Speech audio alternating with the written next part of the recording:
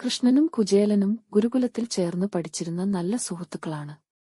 വർഷങ്ങൾ കടന്നുപോയി. കുചേലൻ വേദത്തിൽ നിപുണൻ, പക്ഷേ ദാരിദ്ര്യത്തിൽ മുങ്ങിയിരിക്കുന്നു. വിവാഹശേഷവും കുചേലൻ വളരെ കഷ്ടജീവിതമാണ് നയിച്ചത്. ഭാര്യയുടെ നിർബന്ധത്തിൽ സുഹൃത്ത് കൃഷ്ണനോട് സഹായം അഭ്യർത്ഥിക്കാനായി ദ്വാരകയിലേക്ക് കുചേലൻ പുറപ്പെടുന്നു. കടുത്ത ദാരിദ്ര്യത്തിൽ ആയതുകൊണ്ട് കൃഷ്ണനായി നൽകാൻ അവരുടെ കയ്യിൽ ഒന്നും ഉണ്ടായിരുന്നില്ല. പക്ഷേ കുചേലന്റെ ഭാര്യ അയൽവാസികളിൽ നിന്ന് അല്പം നെല്ല് ചോദിച്ചു വാങ്ങി അവിലാക്കി ഒരു പഴയ തുണിയിൽ പൊതിഞ്ഞു കുചേലന്റെ കയ്യിൽ കൊടുത്തയച്ചു. അങ്ങനെ ഭഗവാനെ കണ്ട മാത്രയിൽ ദുഃഖങ്ങൾ അകലുമെന്ന വിശ്വാസത്തോടെ കുചേലൻ ദ്വാരകയിലേക്ക് യാത്രയായി. കുചേലൻ ദ്വാരകയിൽ എത്തി കൃഷ്ണനെ കാണാൻ ശ്രമിക്കുമ്പോൾ കൃഷ്ണൻ ഓടിയെത്തി കുചേലനെ അങ്ങേയറ്റം ആദരിച്ചു. കുചേലൻ അവിൽ കൊടുക്കാൻ മടിച്ചു. ഇതു കണ്ട് ഭഗവാൻ പെട്ടെന്നുതന്നെ ഇതെന്താണെന്ന് ചോദിച്ചുകൊണ്ട് അവിൽ പൊതി പിടിച്ചു വാങ്ങി.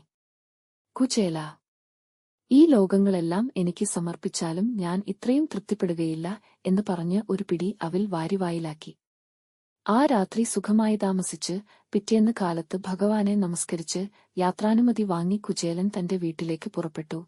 തന്റെ ഭക്തനെ ഭഗവാൻ മാറോടണിച്ചു യാത്രയാക്കി. ഗൃഹത്തിലേക്ക് നടക്കുമ്പോൾ കുചേലൻ ചിന്തിച്ചു, ഞാൻ ഒന്നും ചോദിച്ചതുമില്ല, ഭഗവാൻ ഒന്നും എനിക്ക് തന്നുമില്ല. ഇങ്ങനെ ഓരോന്നു ചിന്തിച്ചുകൊണ്ട് കുചേലൻ തന്റെ ഗ്രാമത്തിൽ പ്രവേശിച്ചു. കുറച്ചുകൂടി മുന്നോട്ട് നടന്നപ്പോൾ കുചേലൻ അമ്പരന്നുപോയി. ചുറ്റിലും തോരണങ്ങളും കുടിക്കൂറുകളും എല്ലാം ദ്വാരക പോലെ തന്നെ ഇരിക്കുന്നു. താൻ വഴിതെറ്റി വീണ്ടും ദ്വാരകയിൽ എത്തിയതാണോ?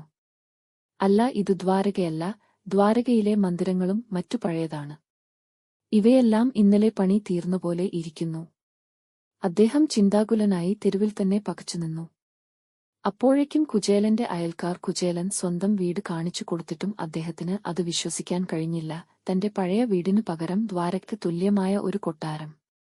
അപ്പോഴേക്കും കുചേലന്റെ പത്നി സ്വർണ പല്ലക്കിലേറി ഭർത്താവിന്റെ മുമ്പിലെത്തി. എല്ലാ കൃഷ്ണന്റെ കൃപാകടാക്ഷം, ഇതെല്ലാം കൃഷ്ണന്റെ കൃപയാണെന്ന് മനസ്സിലാക്കിയ കുചേലൻ ആ സമ്പൽ സമൃദ്ധിയുടെ നടുവിലും ആസക്തിയോ ആകാംക്ഷയോ കൂടാതെ തന്റെ പത്നിയും മക്കളും കൂടി സദാ ഭഗവാനെ സേവിച്ചുകൊണ്ട് നാളുകൾ കഴിച്ചു.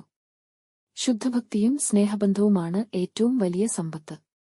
ഭഗവാനോടുള്ള ശുദ്ധമായ ഭക്തി തന്നെ കുചേലനെ ഐശ്വര്യവാനായി മാറ്റി.